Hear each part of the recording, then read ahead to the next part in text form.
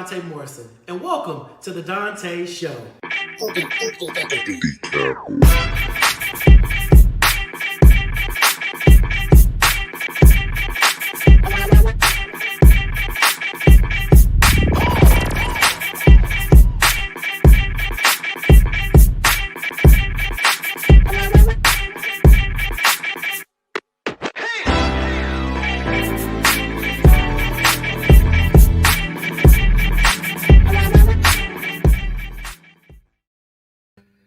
What's up, family? Happy Tuesday. Welcome to another edition of the Donta Show with your boy, Donta Morrison.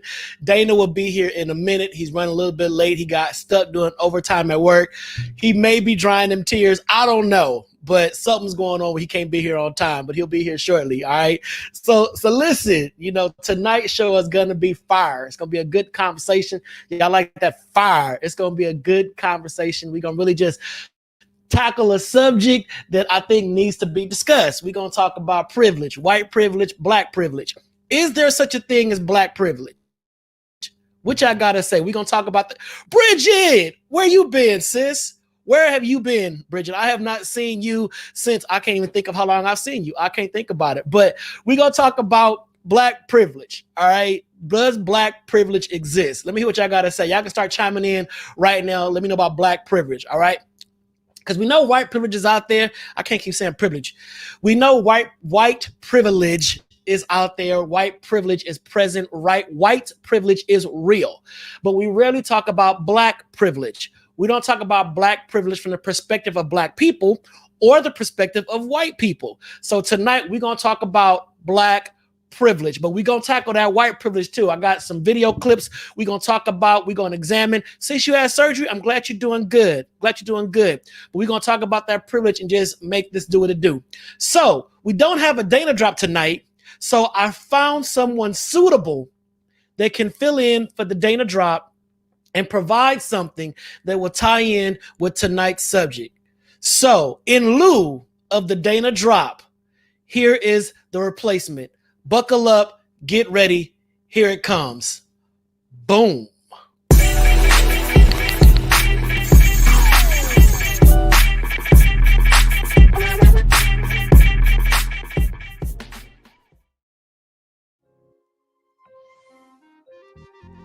Benjamin Franklin once stated that justice will not be served unto those who are unaffected or as outraged as those who are. But you seem to not listen to wisdom unless you're cashing them out.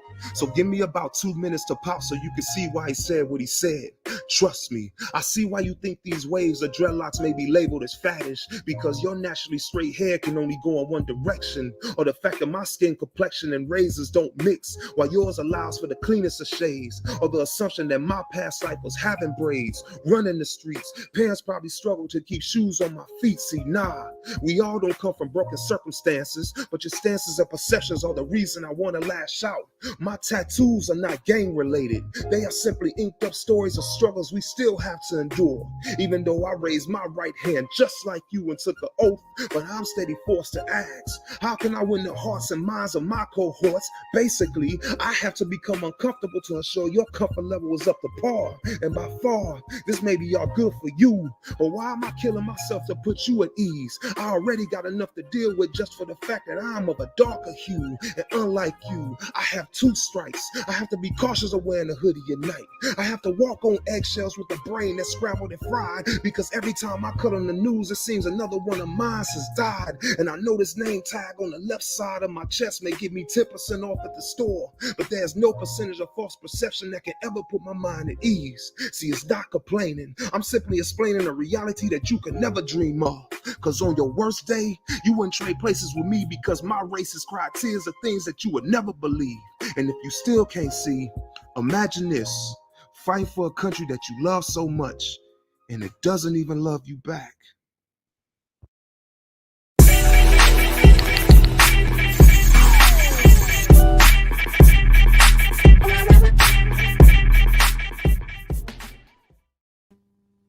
Tonight's Dana drop. Dana ish drop was courtesy of my frat brother, Joe McClain Jr. He's always dropping that fire, always dropping that spoken word piece that gets you thinking all up in your medulla oblongata. And you be like, wow, that was profound. That was another piece that I found that I love, that I appreciate. I got mad respect for you, dude. And you always got love on the Donta Show. So hopefully you guys check that out. You guys caught it. Visit his YouTube page. Check him out on YouTube. Check out his website. All that kind of stuff. But Joe McClain really brings it every single time, and I really appreciate him for that. All right, y'all. So listen, let's get into this conversation. So the question I asked at the top of the show, does black privilege exist? Does black privilege exist? We talk about white privilege because I saw something today that I thought was I said, yeah, that's about how I feel. But we're gonna discuss black privilege. And I think sometimes as black people, we look like, nah, that don't mix, that don't this, that don't that. But let's get into this conversation. All right. So here we go. So there's a clip I want to show you guys. We're gonna show just the first 1 minute of it. It was very good, very insightful, and very on point.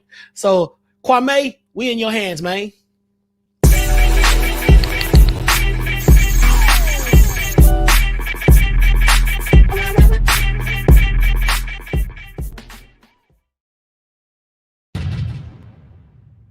A lot of people are going to have a lot of opinions about her story. She called and wanted to come to our table, and we all had very different feelings about it. Yeah. I fought it tooth and nail. I just found it really ironic that she chose 3 Black women to reach out to for her redemption story. I feel like here we are, a white woman coming to Black women for support when we don't get the same from them. It's just, it's bothersome to me on so many levels. Her being here is the epitome of white privilege to me. I understand where you're coming from, but let me just be clear. I never want to be the thing that was done to me by white women. I never want to be that. Okay. I also believe that these are the kind of attitudes that feed the same thing that we're fighting. It's like people look at us, they say, you're Black and you're female, and they automatically put us in a category. So looking at her as being white, young, and privileged, and then putting her in a category, it's the same thing. So I just see it as this cycle. It's not our responsibility to raise her consciousness. There's going to be lots of people that agree with you, Dana. 100%. And we're going to get heat.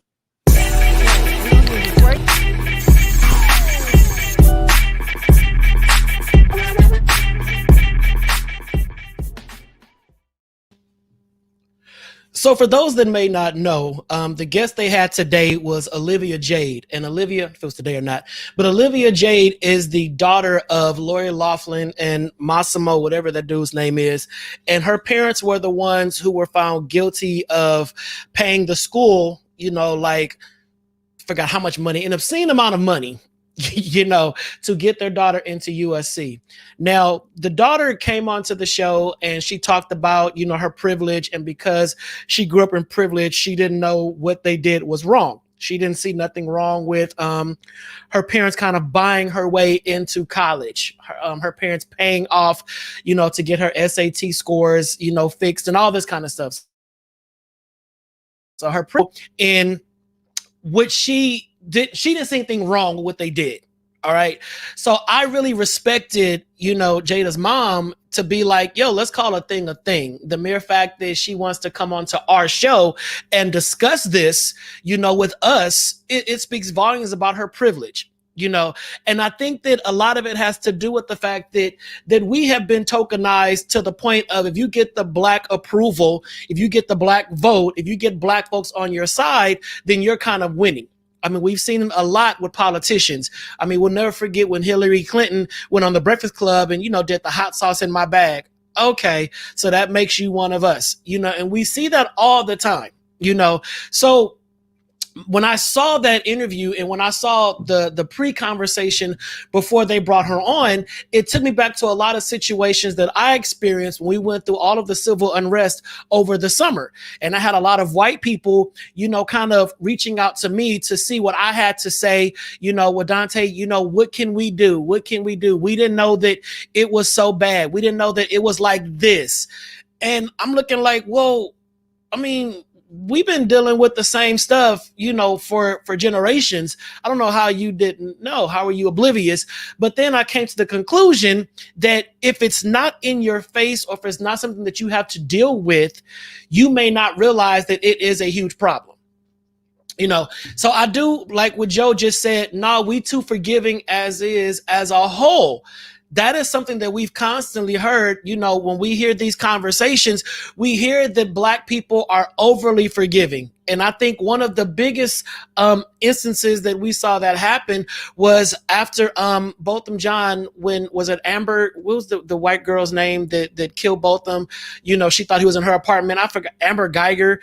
When we saw the judge kind of hug her, and then we saw the family come and say, basically, I forgive you, that type of thing.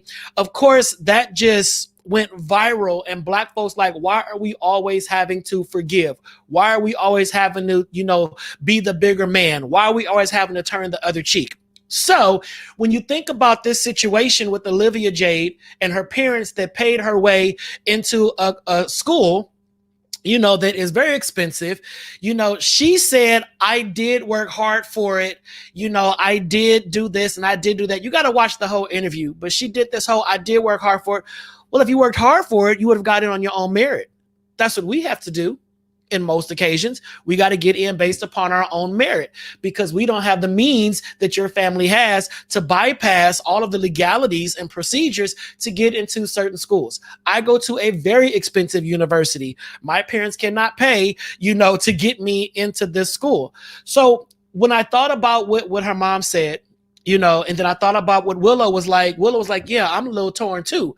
And we would think that Willow is a young girl who grew up privileged. Yes, very privileged, very rich, never knows the hood, don't know the mean streets of Baltimore or the mean streets of Philly like her parents. Willow grew up in privilege. So for Willow to kind of have a side eye with this girl's story, it spoke volumes, because even Black people who are privileged still hit certain walls in comparison to white people who are privileged. So let's talk about it. So do we turn a blind eye to too much stuff, or are we finally at the place now? And I like what Christine said, we got to create some kind of change. How can we change? What do we need to change? Because I don't want us to become assholes. I don't want us to be like, nah, F that, F this, yada, yada, yada. I don't want us to do that as a people, because Jada also said then we become the person that we don't want to be, or the person that we dislike. So I think that it's a very slippery slope. It's a very slippery slope.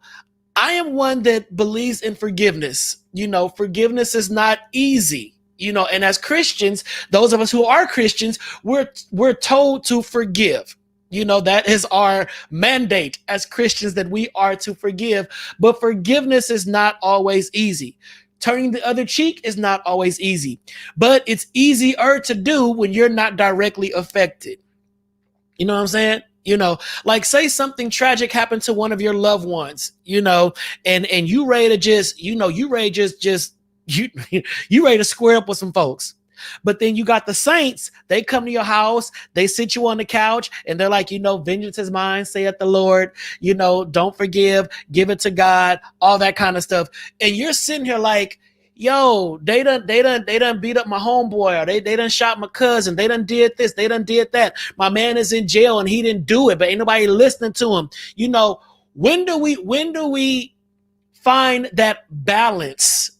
And how do we deal with all this? So let me look at these comments. Let me see. Here we go. Devin Wiley said, Black people are always forgiving due to our bringing up in the church. Basically, we were always taught to forgive. Okay. So to that point, Devin, were we really taught to forgive, or are we taught to put on the facade of forgiveness? Because I know a lot of folks out there that say they forgive, but their actions do not match up with what their mouth is saying. So it's a lot of fraudulent Christians out there. I used to be one of them, where I would say, yeah, I forgive you. Yeah, all right, we good. We cool. I don't want to see you. I don't want to call you. We ain't hanging out. We ain't good. Nah. So did I really forgive you? Or did I put up the air in the appearances of forgiveness because heaven is my home that I'm trying to get to? Come on, saints, talk to me. So when it comes to that, Devin, how do we really practice forgiveness? Are we doing it authentically? Or are we doing as just lip service? And then Joe McClain said, you got to become who you hate to show those who hate you the error of their ways. An asshole will always be an asshole to you until you do it better than them. Just my opinion. That reminds me of people that say, I can match energies. I can match your energy, So which way you want to go with this? And it's a meme circulating right now where people are saying, I can talk proper English or I can talk hood. Either way, you understood what I said, So it really boils down to, are we matching energies? Are we at the point now? And I think Black folks, this year has really brought us together in a lot of ways. It's strengthened us in a lot of ways. It has synergized us in a lot of ways, unlike we've seen in recent years, and I think we're at the point of tiredness that we just like, I don't want to hear it. I don't want to hear what you got to say, Olivia Jade. Wrong is wrong. Your parents, bought you into school. I don't care about your privilege. I don't care about all that, but at the same time, do we need to hear these stories of repentance from white people to make us feel better? That's a question. Do we need to hear those stories? So I just did a paper with my classmate Deidre. I was hoping she'd jump on tonight. We just did a paper about reparations, and getting reparations for Black Americans who are descendants of slaves. All right. One thing that is in these bills is saying that America owes Black people an apology for what occurred during slavery. All right. So how do you guys feel about that? Do you feel that if there was a public decree of apology to Black Americans, that we will feel better as Black people? In America, like if let's say Biden, when he becomes president, he draws it all up and he does this national speech speaking on behalf of America as an apology to the atrocities of slavery.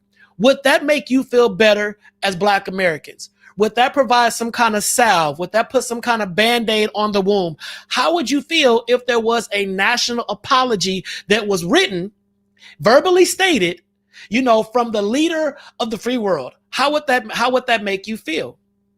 Because that is something that is said that we deserve. We deserve an apology. All right, so let me see what y'all. Okay, thank you, Devin, for your transparency. Devin was clear. Nope, don't want one. Nina was ain't no gonna apology for slavery. Okay, all right. Eric, no. Nope. No. So it's fair to say that Black folks do not want the apology. We don't want the apology. So my thing is, what do we want? What do we want? What do we need? What will make us feel better about what happened to us? Because they're saying, thank you, Candy. Candy keeps it real and raw 100%. So they're saying that it will cost roughly about $3 to $6 trillion to provide reparations for Black Americans who are proven descendants of slavery. All right, descendants of slavery. So it makes me wonder, if you got your reparations, if you got your money, if you got, what was owed to you in the form of a financial stipend, would you feel better? Dana's here. Come on in, Dana. Bridget, to stop killing us, that's a whole nother show. That's a whole nother show. But Joe, you're right. The 40 acres. Now, most people don't know where the 40 acres came from. We know Spike Lee owns 40 acres and a mule production, but most folks don't know where that came from or why we want our 40 acres and a mule. Does anybody know where the 40 acres came from, how it came to be, and why we deserve it? Does anybody on the thread know? If you don't, that's fine. I can explain it. Dana, do you know? Yeah, I got it on Google right now, sir. I got it on there Google you go. right now. Go there ahead. it is. The Freedom Bureau depicted in the 1868 drawing was created to give legal title to Field Order 15, better known as 40 Acres and a Mule. As the Civil War was winding down 150 years ago, Union leaders gathered a group of black ministers in Savannah, Georgia. The goal was to help thousands of newly freed slaves. Period. So what basically happened was post Civil War, we were promised 40 acres off the coast of South Carolina. It was this long stretch of coast, beachfront property. Hey, Tavess, beachfront property that we were supposed to get. All right, we were supposed to get that. So what happened was we got the 40, we got the land, we moved in, and guess what America did? Snatched it right on back. They said, we changed, exactly, William Sherman. We changed our minds. We want you to have that. I forgot which president was in office, but he said, nah, we don't want you to have that. So they didn't take the land back. What they did was they charged us for the land. When we couldn't afford the land, they kicked us off the land. So we became sharecroppers and all that kind of stuff. So it's like, Christine, Oklahoma, huh? I got confused. So off South Carolina. So what happened was the 40 acres, we got it. They took it back. So we didn't get it back. All right. Then they also did stuff where everything that they promised us, they reneged on it. We've been reneged on stuff for generations. I mean, reneged like a bad hand in spade. We've been reneged on so much stuff, and they wonder why we have so much anger and frustration against the system. Why we're so mad. Why we're so bothered. We hear about Black Wall Street. Yes, Tulsa, Oklahoma. Joe came on and did a phenomenal synopsis of what really happened in Tulsa, Oklahoma on Black Wall Street. There's Red Summer. We did a whole show about it. If you did not see that episode, check us out on YouTube, youtube.com/Donta Morrison. Look through all of our archive shows and you will see the show that is talking about reparations, Black Wall Street, Red Summer. So the movie Rosewood is not based upon a myth. That is not a made up story. Rosewood is real. Tulsa, Oklahoma is real. There are so many enclaves of Black entrepreneurs where we were just flourishing. But the hatred and anger towards our success brought in systems that took it. All right. So one thing they're saying about reparations is we get an apology. The other is pay us back our money. Just pay us back our money, and then that would be the whole trillions of dollars that is owed to us. One of the arguments about that, hopefully y'all have heard about this, one of the arguments about reparations is the fact that if we give Black people all this money, like let's just say we give every Black person, $200,000 to say we're sorry for what happened during slavery. Because we don't have these Black enclaves, because we don't have places like Tulsa, Oklahoma, or Black Wall Street, we don't have these systems in place, and the Black dollar does not circulate like every other dollar, the money will not go back into the Black community. It will go into the hands of those who have come into the Black community and have started businesses. White people, Latinos, Asian Americans, because we don't have a lot of Black-owned businesses within Black communities. So would that be a concern for you? So Joe said, give us our land and our money. They just passed a defense bill for $7 billion. Exactly. We got money. We got the money. Exactly. We got the money. So the thing, Black people, if they give us the reparations, if you wake up tomorrow and your bank account has $200,000 in it, what are we going to do? Because we don't really have the Black businesses. Our Black communities, quote unquote, the hood, is not really as Black owned as we like it to be, because gentrification is real. Look at Harlem. Does not look the same as it did 20 years ago. Right. But look at Harlem. Look at my community. It is shifting, and we're seeing the shifting. So what would you do if you got that money? If you got that $200,000, what would you do? Honestly, do you have a plan? Do we have a plan of how we will rebuild the Black community? So Malak just said, Joseph Wallace, my frat brother, just said, dismantle the systemic disenfranchisement of Black people that is the foundation of our nation. That was a solid statement. Can I see it again? It scrolled up beyond me. If you can find Joseph Wallace's comment, that would be phenomenal. There you go. Dismantle the systemic disenfranchisement of Black people. That is the foundation of our nation. Right. That's one thing. But then you got Bridget that just chimed in. She keeping it real. Black folks gonna do what they always do. Ball out. Y'all know, we gonna throw a block party to end all block parties. If we all get $200,000, trust me, it's gonna be wild. And then we gonna be like, God dang, we just spent $200,000 in one night. What we gonna do? You know, Yeah. Candy Lewis just said something very solid. We can't buy shit. That's enough for a deposit, right? $200,000 is not a lot of money. Thank you, Candy. I was waiting for somebody to say that. $200,000 is not a lot of money. And we look at billionaires, like Diddy, J&B, Oprah, Tyler Perry. Yes, they're billionaires, but in comparison to the number of white billionaires, we're laughed at still. Yep.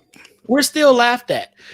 And we gotta get better. So Dana, the first question that I asked was, does Black privilege exist?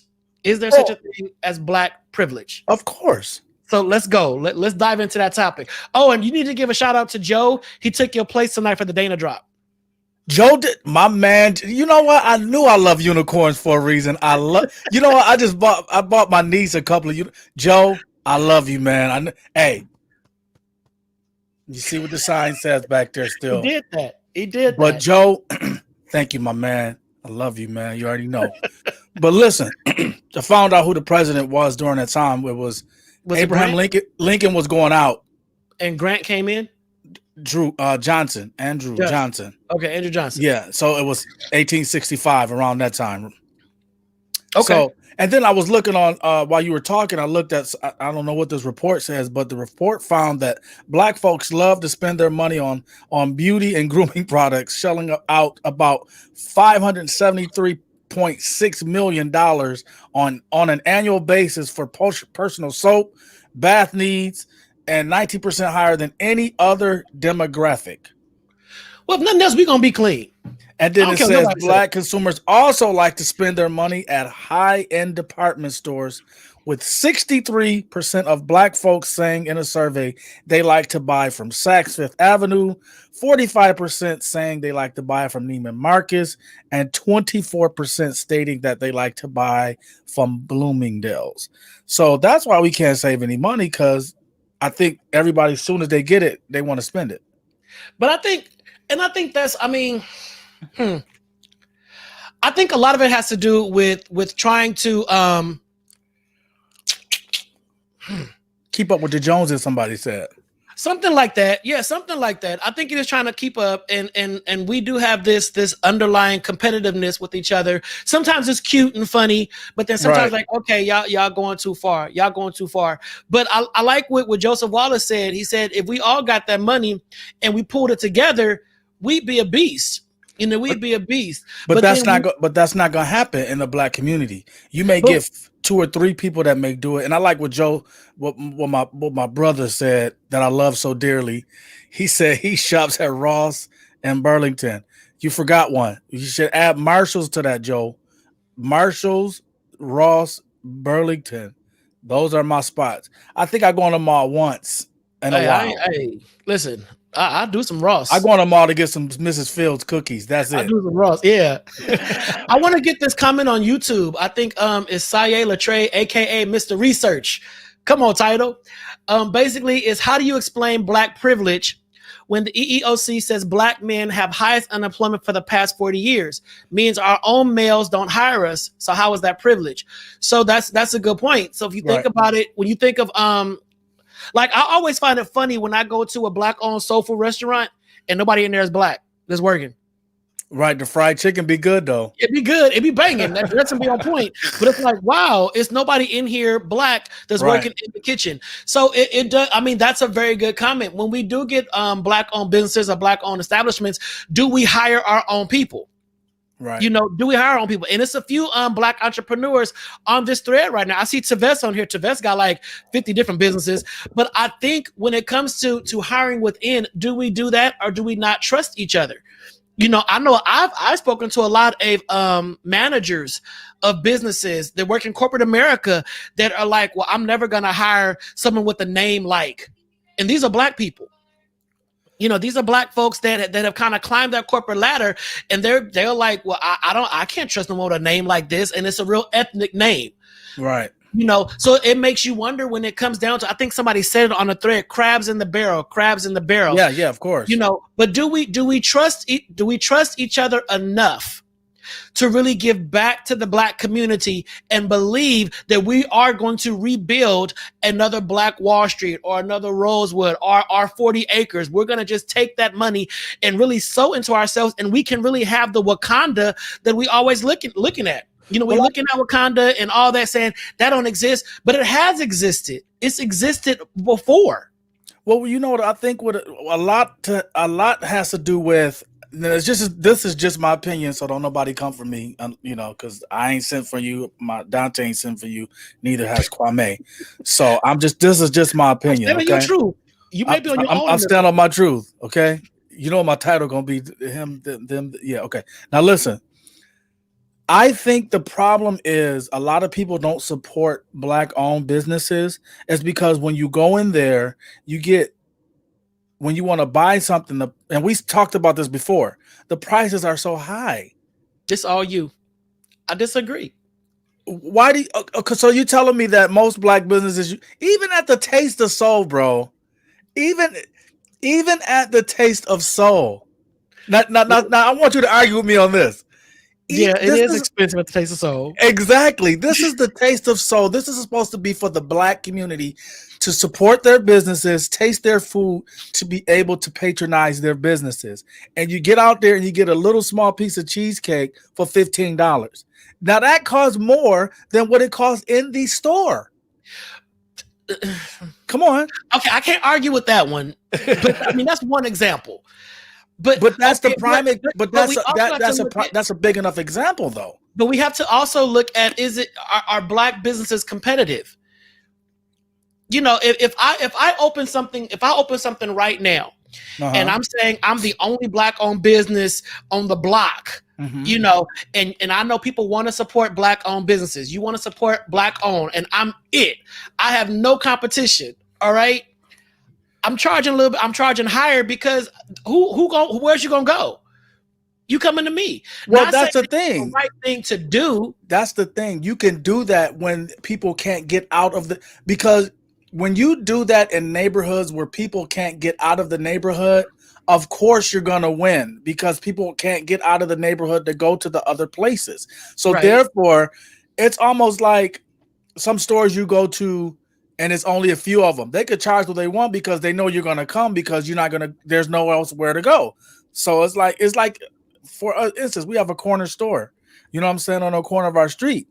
And, you know, the next corner store is probably, you know, closer.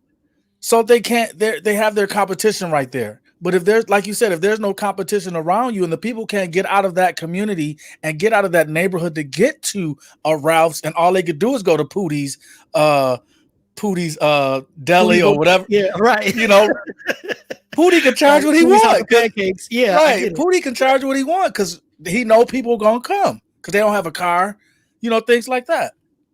Well, I do think I noticed, and I get what you're saying. I mean, I get what you're saying on that front because I do know that even where I live, you know, we had a 3-story Walmart up the block, and that Walmart was like the village. It was like where everybody went to get, you know, everything you wanted. From your patty pie to your prescriptions, you went to that Walmart to get it. And Glasses. they shut it down. Yeah, they shut it down about 3 years ago. And when they shut it down, it kind of crippled the area because there's nowhere else to go. When you have elderly people who cannot get their medications because now Walmart's gone, there's no mom and pop's pharmacy on the corner. That's really difficult to do. I get what you're saying, but at the same time, if you are a mom and pop and you open up stuff, you know, whatever trying to have in the community, then you get the juggernauts like Walmart and Target come in They suck the air out of the balloon, and now you're sitting there trying to make it work, but you've been crippled. You've been crippled by these larger infrastructures that have come into the communities and have just taken everything that was of color out. So I think a lot of it got to do too, because we've talked about attitudes within black establishments, and I like to boil it down to, bless you, my friend. Here goes allergies, y'all. I like to boil it down to our culture. Mm-hmm. And I do think that there is a black culture that should also be respected. It should be respected. I know we say that you go to a black establishment and you will get rude customer service, but rude in comparison to what? A white establishment? You can get rude customer service at a white establishment. You go back to the white establishment. Right, exactly. They'll go back to the white establishment, but we'll forsake the black establishment for a bad experience and then run to the white establishment. And I've seen that, and I know folks that do that. I ain't going there no more because the waitress is rude. But was the food good? Oh, the food is bomb. But the thing is, Daryl, that's an excellent question. Define black culture. We did a whole show about that before, and it went in circles because nobody could land on what the black culture is. I even asked a simple question: are you black or African American? That within itself took us into overtime. So it's like, how do we identify? Because black is limiting, African American is not all welcoming. So how do we identify? Then when it comes to the culture, the black culture based upon what? What is the black culture? We've asked that question. You're right, Joe. They ain't twerking on tables at Roof Quiz. They are not doing that. We don't show out at white restaurants or white establishments. For some reason, we get overly comfortable in black establishments and feel like, well, we're at home. Let's do it for the culture. These is my people. Let's do this. Let's do that. So I think that, Kyrie is Ados. Okay. So Kyrie is two people. All right. Come on, Schizo. Here we go. So Kyrie says something I like that's important. It's on YouTube. He said, culture is identified by a flag or language. So do we have a black flag? Do we have a black language? I remember when I think I was in high school and they were trying to make Ebonics a language. Do you speak Ebonics? Do you understand Ebonics? Is Ebonics a language? Is slang a language? When it comes to the black flag, I know that we had the red, the black, and the green. The red, the black, and the green. So it all boils down to, are we trying to find our culture? Or do we have our culture, but we're not embracing it? But see, that flag was for Africa, though. That wasn't a black culture. That wasn't a black flag per se. It was an African flag, and people wear those, things like that. So yeah, we never really had a black flag, so. Other than, if you want to kill some roaches or something, but other than that. Daryl said he disagrees with Kyrie. I mean, what's the disagreement? I mean, I want to read it. This is love. This is the village. Let's talk about this. This is how we grow. This is how we figure things out. This is how we get an understanding. Let's go. Let's go. He disagrees. I think he's saying he disagrees with the black cultures have a flag and a language. I think. I'm not sure. Christine Neal said young white kids have our culture. What is our culture? Right. What is our culture? Is our culture hip hop? Is that black owned? Like, is hip hop our culture? Is cornrows our culture? Is sagging pants our culture? What is our culture? Hey, Brother William, welcome to the show, man. Welcome to the show. Brother Will, what's happening? So I just wonder, I'm just trying to figure this out. What is it? What's black culture? But back to the topic at hand. Topic at hand was, is there such thing as black privilege? All right. So from the white vantage point, they say yes, because blacks have, Black History Month. We got Black History Month. So we privileged. We got a whole month. They say we're privileged because we can join clubs and groups and name them the Black something group. Black Student Union, Black Scholars, Black this, Black that. But they feel that if we name something white, we're perceived as racist. If we see something says, hey, I'm finna go to the white something, I'm looking like, I ain't going over there. Right. That's some old racist stuff, So is that a fair assessment from white people? I think You know, so. and we think about black privilege from a white perspective. Some white people may be walking around with a fear of anything they say or do. Anything they say or do is gonna, put this negative light on them, or we're gonna be offended because Right. we live in a certain privilege where we're kind of protected from you doing anything, Becky-ish. We're protected. Don't do that. Don't do that no more.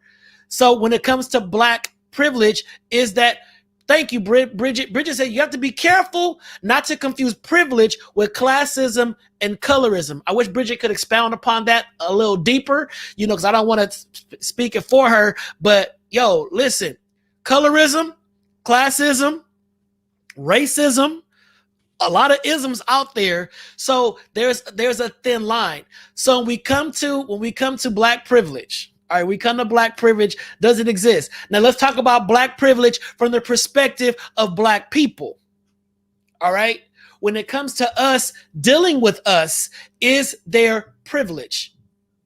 Dana, what do you think? I think us dealing with us, that's a whole nother show. Because I see the Jews, I see all, I could just use them. I see them so together and helping each other and building communities and building things together. And again, I'm not in that community. We're not in that community. So we don't know what altercations they may have and, things like that. All we can speak on is what we've seen and what we've grown up in and what we're around. Mm-hmm. And, it's just so hard to build something with someone or try to get to that next level with someone when in the back of your mind, it's like, is this person really just out to try to get me? Or when we make it, are they going to try? You know what I'm saying? It's just because of history, because of things that you've seen in the history. And even with the Susu situation, mm-hmm. People, they've been doing this for years. Right. They would just take bags of money and take it over to the person's house and put it together that way. And we can't even do a $5 Susu without mm-hmm. somebody, you know what I'm saying?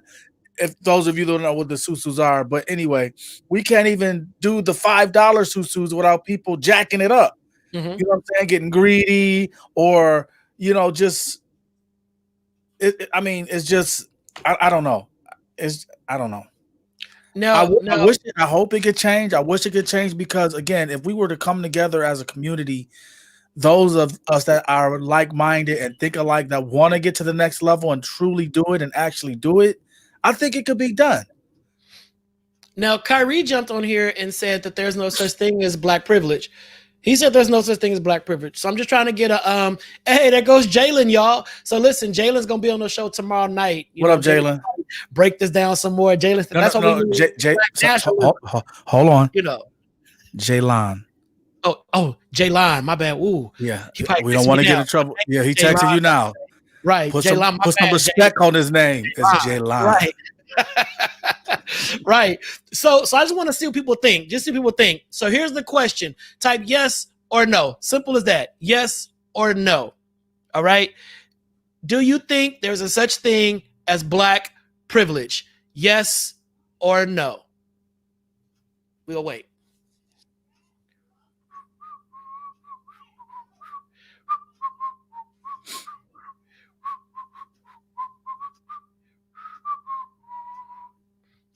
Yes.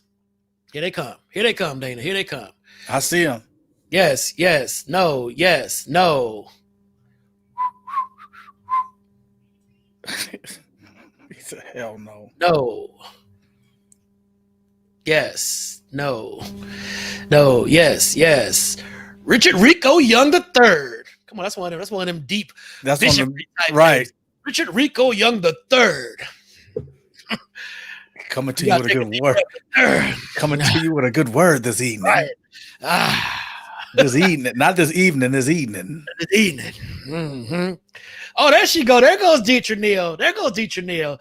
That's a loaded question. That's a loaded question. So black privilege. I know that Charlemagne wrote a book about it. He wrote a book about black privilege, basically saying, you can get whatever you want if you go for it. I haven't read the book yet, but I heard it was a great read. I have not read it. Disclaimer, I have not read the book. I heard it was a great read, but he did write a book talking about Black privilege. Like I explained earlier, when in the eyes of white people, we have privilege. Even when it comes to reparations, they're saying we shouldn't get reparations because, we got welfare, we got stuff like that. Why do we need reparations? They've done their part. And how can we prove who the descendants of slaves are? And yada, yada, yada, yada, yada. All right. That's how that go. But stop. But think about it. When you take a minute. This is another question. Oh, I'm sorry. Think about it. Take a second. Was welfare actually created for poor Black people, or was it created for poor white people? Yes, that's what I'm saying. Because you said people be saying we got welfare. White people be saying that. Yeah, Section 8 wasn't even Section 8 wasn't even created for us. It's like talking about redlining. Right. We start buying houses, and then they was like, we don't want them here, so they all moved. Right. And then when they moved out, our property value went down for some reason. Right. They come back, our property value goes up. Right. Hello. So it's like they don't want to admit the fact that their welfare was made for them. Right. We was working hard. We was working. We were trying to make things happen, and we had the whole family structure. So when welfare came in, that's when we got the movie like Claudine. Because like we ain't helping y'all if there's a man in the house. Right. Well, I don't understand. So now he got to get out. So it's like, they that's a whole other show. But when it comes to Black privilege, it's divided on the thread. Some say yes, some say no. We could take a deeper dive into that on another show. But I think it was a great conversation to have to talk about the white privilege and the Black privilege. For those that missed it, the conversation started at the top of the show because Olivia Jade, who is the daughter of Lori Loughlin and Massimo Giannuti, reached out to Jada Pinkett and fam for the Red Table Talk. She was on the Red Table Talk, but Jada's mama wasn't having it. Jada's mama was like, yo, why we gotta always bend over backwards to make them feel good about themselves? The little girl, what they did was wrong, let her suffer, period, So that was that. So we started off with that conversation, and then we took a quick right, and hit on Black privilege to discuss Black privilege. Does it exist? Some say yes, some say no. But I think it's really a lot to unpack. I don't think there's really a yes or no answer when it comes to Black privilege. I don't think it's as simple as that. I think it determines how we approach the question. Right. I mean that yes or no. That's where I'm standing. That yes or no is like I don't think we can answer yes or no. Let me see what Dietrich posted. Dietrich said, privilege in the scope of America, no.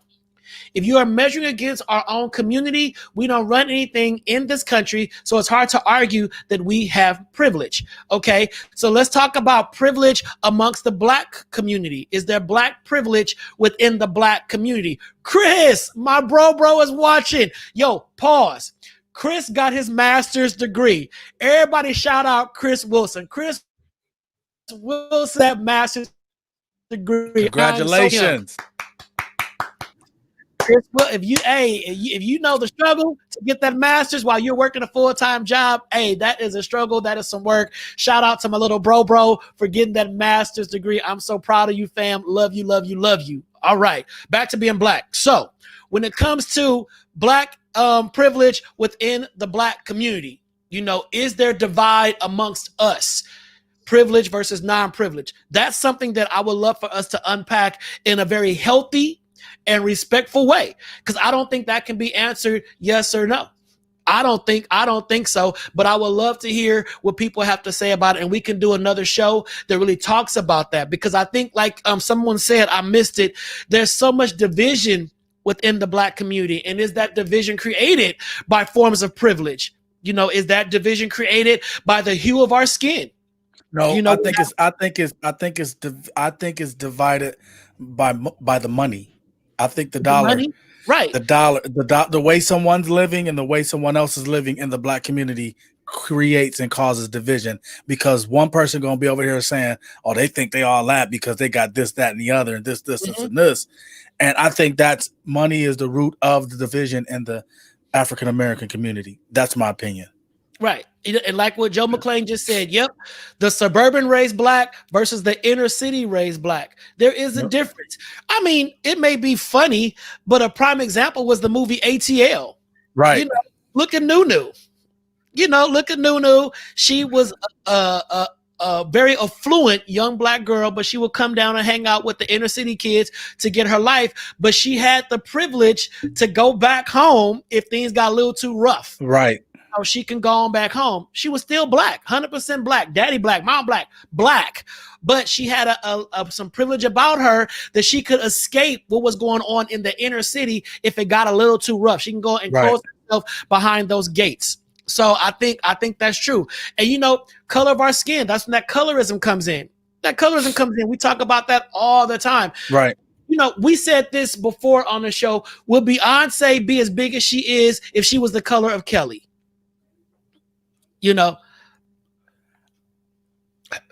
I think so. I think because of her. I think because of the talent. I think so. Do you think her skin complexion helped her?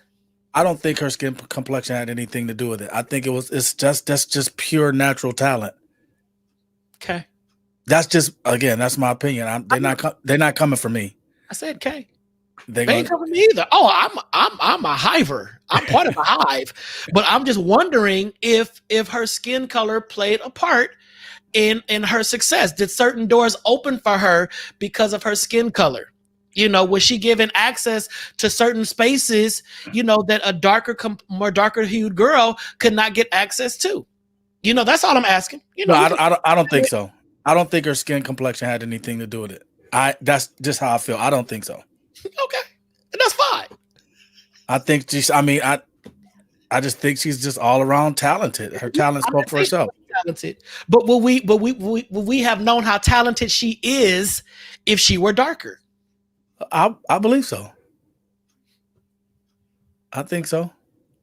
Janet's darker than her.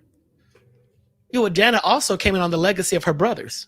Yeah, but because Latoya's light, and we ain't seen her. So exactly. We'll stop right there.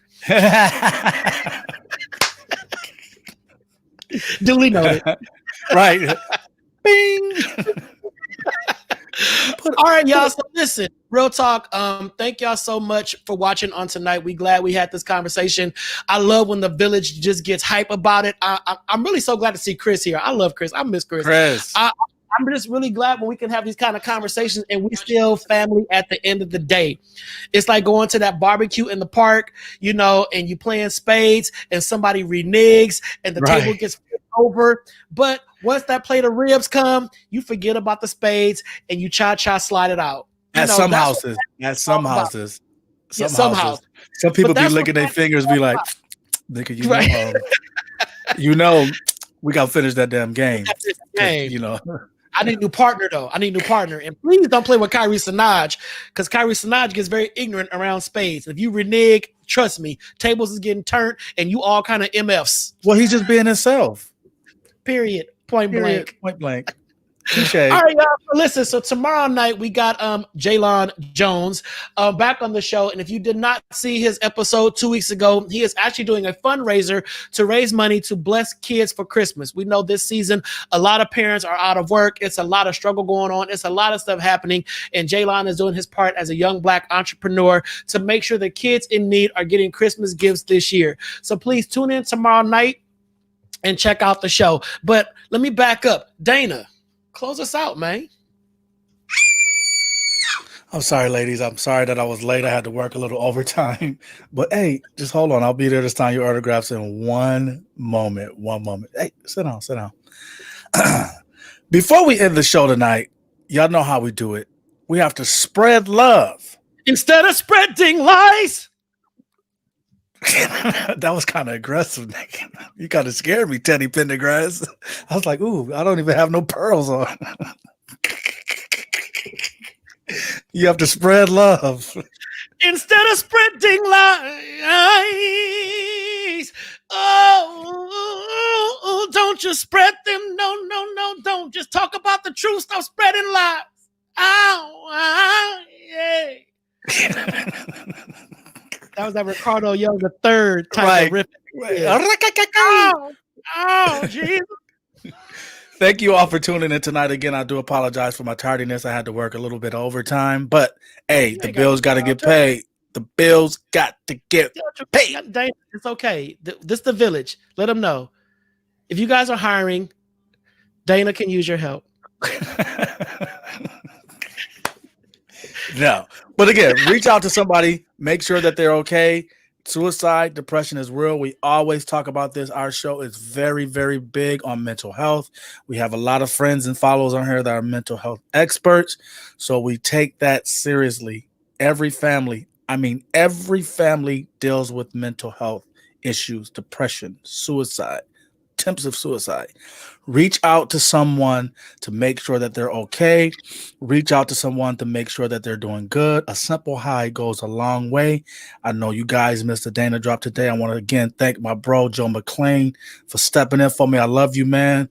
I love you more than you know, even though we go back and forth. It's all love, bro. Them unicorns, whatever. But hey, never stop. Get out of your own way and be successful. We love you guys. Thank you for watching. Thank you, Dana, for that wonderful post drop. Hey, I got 4 minutes. Hey. Right. Hey, y'all know how this go right now. I am Donta Morrison, the host of The Donta Show. But not just the host of The Donta Show, I'm an author of 2 books. The first one is called The End of the Rainbow, and it chronicles my life in my 20s when it's full of all kind of lascivious behavior that did not please the Lord. But God stepped in and said, no, a change is going to come, which was the sequel, Yesterday Clarified. So if you want to know more about me, what I've been through, what I've experienced, how I got to where I'm at, check out my books, Yesterday Clarified and The End of the Rainbow. You can purchase them both on Amazon.com or visit my website, DontaMorrison.com. When you go to the website, you will not only learn more about my books, but you will learn more about me. You will see what I'm all about, what I do in the community as a community change agent, how I go around talking about HIV and STDs and educating the masses about how to stay sexually safe and sexually healthy. Check out my website. You will see all the interviews I've done, magazines I've been featured in, and all the good things about your boy. I'm a really cool dude. Get to know me. And then after that, make sure to visit YouTube and subscribe to The Donta Show. www.youtube.com/Donta Morrison. Go subscribe. It's absolutely free. If you have not done so yet, I'm still trying to figure out why. I'm rubbing my chin right now. Why have you not followed The Donta Show on YouTube? Check out all the past shows we've done. You will see Mickey Howard. You will see Nico Anand, who is Uncle Clifford from P-Valley. You will see Karamo Brown. Everybody loves Karamo. Check out The Donta Show on YouTube and catch past episodes. All right. Most importantly, you can get your very own The Donta Show t-shirt. All you gotta do is inbox me on Facebook and let me know your size, your address, and send me the coinage, and I will mail the shirt out to you. You will have your The Donta Show t-shirt with Black Lives Matter that will just blaze across your beautiful chest. Joseph Wallace, yours was mailed out on yesterday. You should get it one day this week, guaranteed. If you want a show similar to The Donta Show or have your own creative idea, check out PyroMediaNetwork.com. We can take your brand or business to the next level. Reach out to Pyro Media and get a free consultation by our very own Kwame Corbett, who is behind the scenes right now making all this work for The Donta Show. You can have a podcast, a vlog, a website, or whatever you need to take your business to the next level. Check out PyroMediaNetwork.com. And if you want to be a guest on The Donta Show, if you have a hot topic, a situation, a conversation, if you're an author, a musician, a singer, a poet, whatever the case may be, you can be a guest on The Donta Show. Just email info@PyroMediaNetwork.com and the team will get you booked and you will appear live with myself and Dana. Are you ready? Can you handle it? Are you sure? If not, don't do it. You ain't ready. All right, here we go. Next slide is this. Patow. That's it for the announcements. Tomorrow night, like I said, is J.R. Jones is going to come on and talk about all of his wonderful ventures. He's a well-spoken, articulate. I'm so glad I know this young dude because once he really launches, I'm going to say, man, you was here first. Don't forget about your boy. All right. So listen, we love y'all. We appreciate y'all. We thank you so much for just riding with us every Monday, Tuesday, and Wednesday from 8 p.m. to 9 p.m. You could be anywhere else in the world, but you chose to kick it with Donta and Dana. We love y'all. We appreciate y'all. Please make sure to follow us on YouTube, order my books, get a t-shirt, and please stay safe. We're in the middle of the pandemic still. If you're in LA, you know we are shut down, completely down. We're in a surge within a surge. So wear your mask, wash your ass. socially distance. And if you want to learn more about the vaccines, check out yesterday's show. It was very informative, and it gives you the education and information you need to make a conscious decision about your health. Hey, you try talking for 2 minutes without a pause, bro. Listen, I do the whole announcements solo bolo. That's what I'm doing while you sitting there screaming. While you doing all that. So anyway, check out yesterday's show and learn more about COVID vaccines. So we love y'all. We mean it. Have a safe rest of your evening, and we will see you tomorrow. Take care. Game over. See?